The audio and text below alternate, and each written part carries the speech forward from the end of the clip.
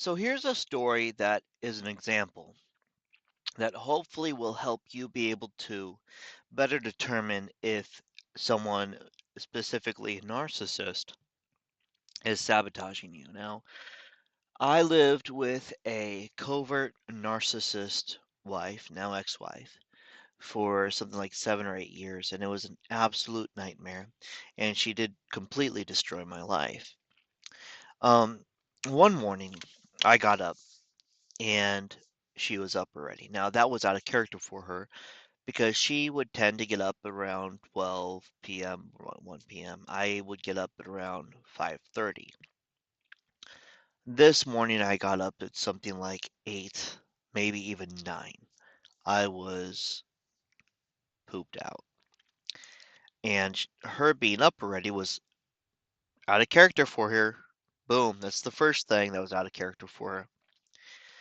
I get up and she is doing laundry and cleaning up the house in the morning.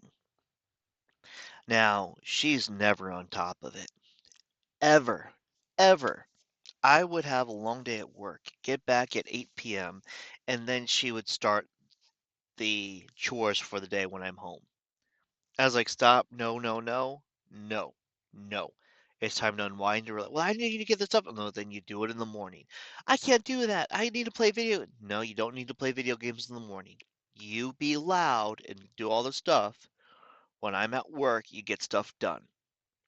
Once it's the end of the day, it's the end of the day. It's time to wind down. Like stop with the you're an adult. You need to learn to do things at the proper time. Now, that too was something she did in order to keep my anxiety up. She would wait all day until I got home from work to start being loud, turn everything on, the washer and the dryer and the dishwasher. So that was intentional. But anyway, this morning, she was actually on top of it, cleaning everything, doing chores on a weekend in the morning.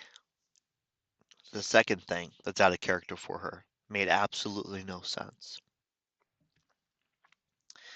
I get up and I sit down on the couch, waking up, planning my day. I'm a very productive person, and she has always told me this. Even the day before this and throughout the week, she would say things like it was insults as far as she'd look at me like, it's funny how you are so organized in everything that you do. So there's like never issues. It's like you're always on it. It's like you don't ever stop. You're just on it and you get everything done.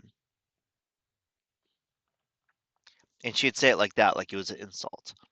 And she always gave me compliments in a very insulting one, so she's really letting me have it. So that was something that was common for her. Again, that's covert narcissism. I don't know if it's regular narcissism, but I know covert narcissism.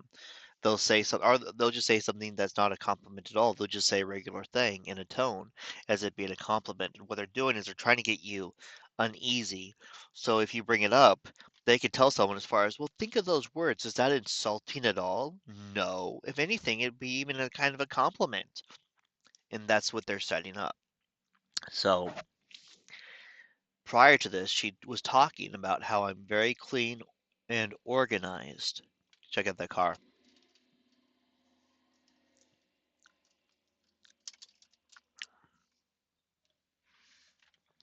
Bad Jav.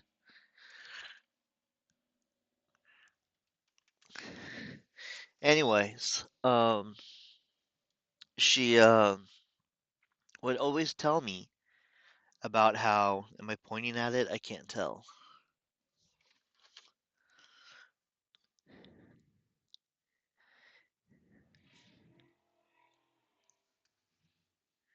Eh,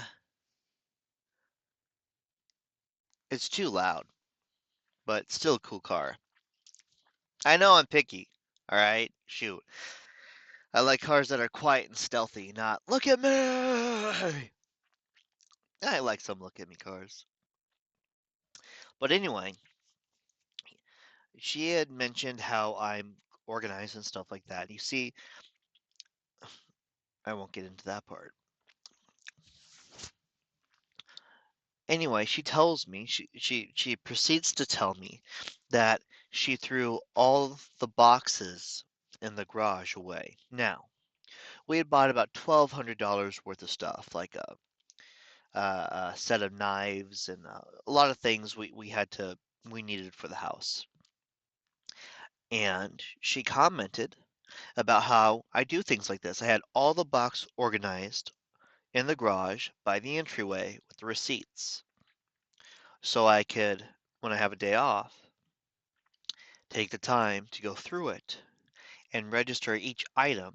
And I actually had a notebook where I had the proof of purchase in there, the receipt in there, a printout from the screenshot of when I registered it online, uh, along with the expiration date of the warranty for that item. So she told me she threw the boxes away. Now, of the absurdity of the thing, because we had confirmed that she knew that why they were there. She even said she was not going to touch them. She even said that. So I said, yeah, ha ha ha. And she's like, oh no, I did. Was I not supposed to do that? And the expression on her face was exactly the same. It did not change to shock or anything at all. So at this point, I knew that she wasn't surprised. I was thinking either she really did sabotage us and threw everything away, and there'd be no need for that. This is the first time I dealt with this type of situation with her, where her just destroying a problem for creating a problem for us, destroying something for no reason. I thought either it's that or she's just trying to prank me, which of course she's just trying to prank me because she's a very bad actor because she's acting in a way where she wants me to see that she's lying. No. A lot of narcissists are very bad at lying. They're just that bad. So I open the garage door and the boxes are gone. I'm like, okay, where are they? She's like, oh, I didn't know. You should have told me. You know how you are. And I was like, stop, stop, stop. Where are they? So and so. And she continued, and I realized she really did this to us. I didn't understand why. Then she's like, well, you know how you are, how you accumulate trash and you forget things are there. Like like you just said yesterday, I don't do. So she starts gaslighting me. You see, now here's the thing. It was trash day. She never gets up early on these days, by the way. It was I think a Friday or something like that. And it was my weekend off, not a weekend, but my day off.